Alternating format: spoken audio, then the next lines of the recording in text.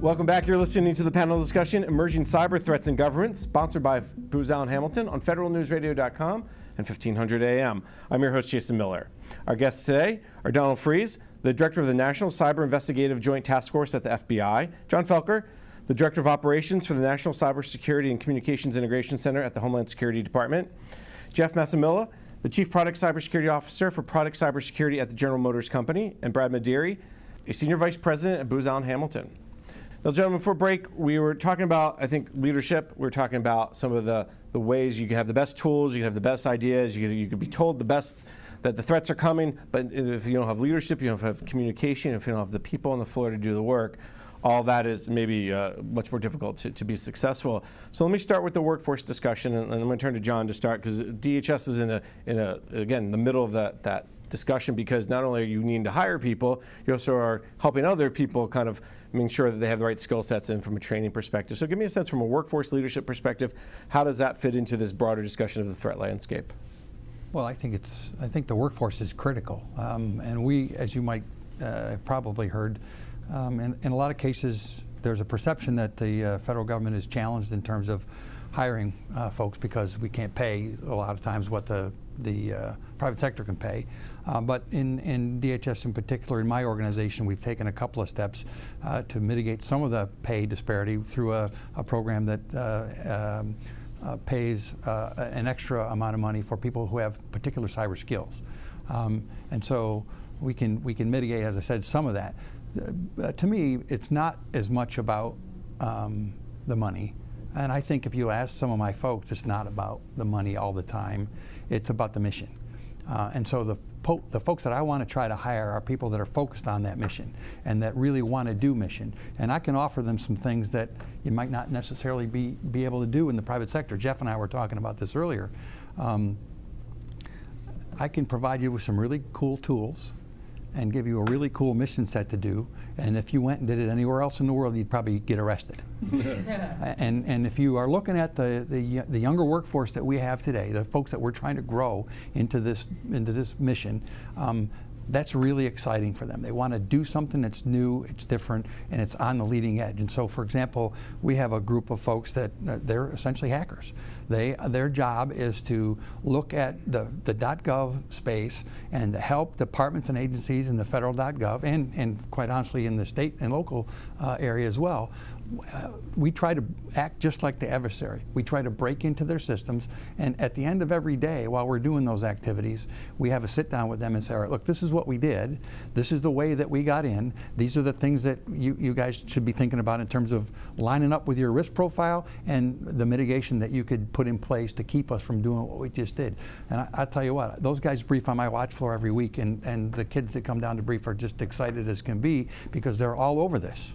So I guess the one piece of this is, are you finding the people that are coming to DHS or to the government with the right skill sets, or are they coming with some basic and you're doing a ton of training? Because I think with the new threat landscape, what I think the panel would agree, it's not the same old skill sets. Right. It's a combination of both. So we're always looking at the entry-level employee kind of landscape.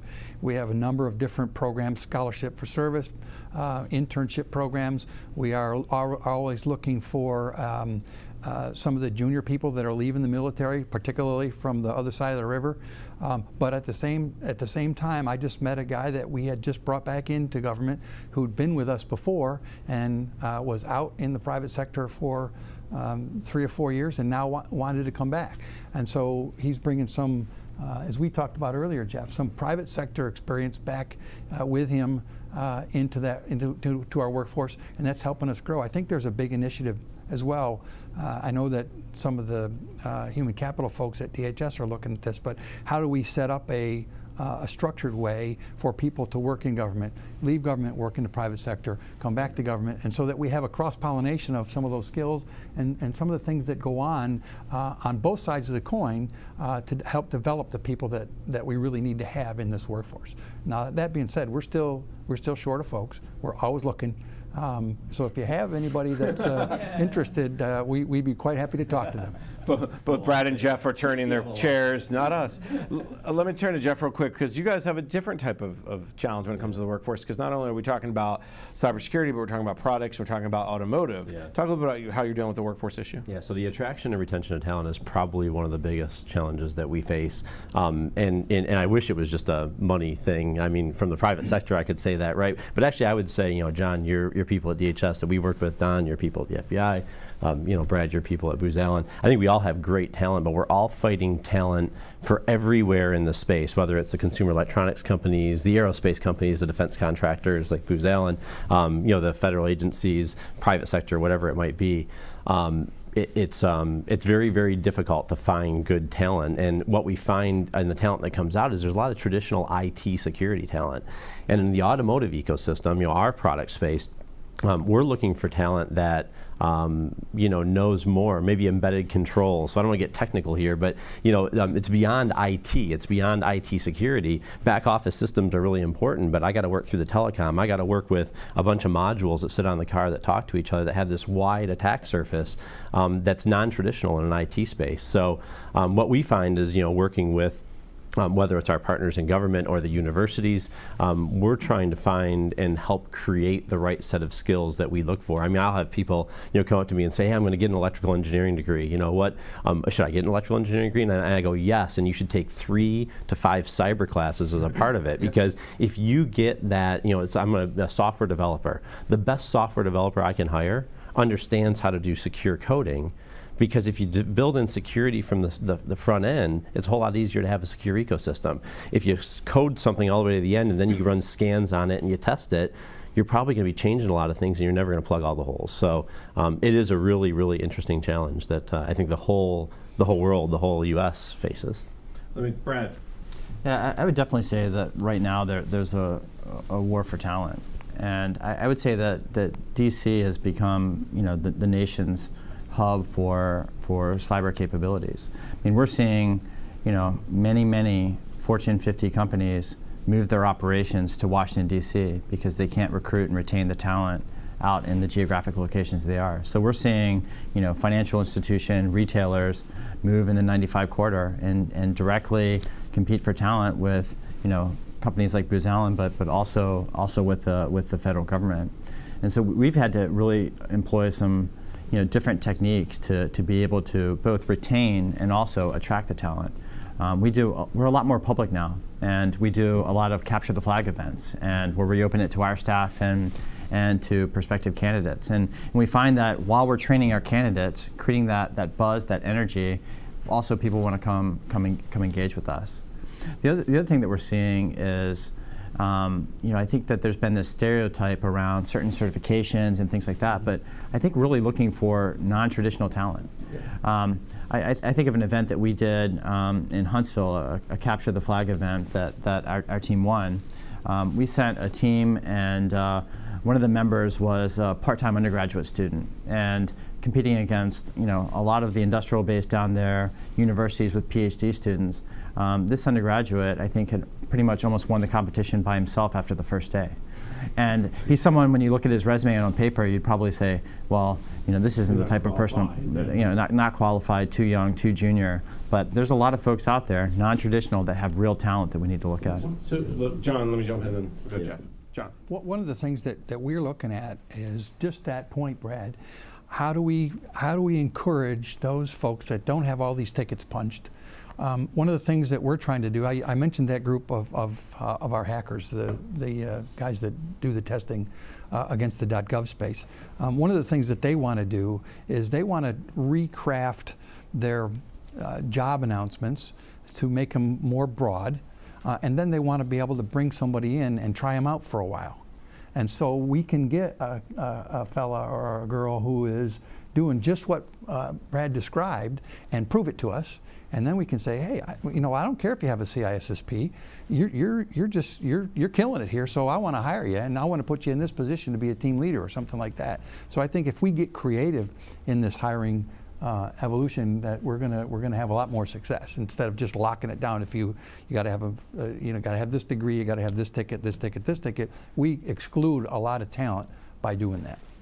And Jeff? Yeah, just to add in, because I think the non-traditional resources is a really good discussion, and one of the untapped, I think, resources, and that General Motors has embraced here recently, we launched our coordinated disclosure program here earlier this year, and it's not researchers that you can necessarily hire, but I think the research community is a huge set of untapped resources that really there's a lot of great-minded individuals out there that are interested in giving you great information about your environment, and if you can embrace that, you can learn a lot, and that is a whole set of resources that aren't necessarily on your payroll. Maybe they're on your payroll in some way or some shape or form, but aren't necessarily on your direct payroll, but really provide a huge influx of talent in your organization. Let me turn to Don real quick, because the FBI has the added challenge of not only are you hiring for cybersecurity expertise, but people have to pass the FBI test.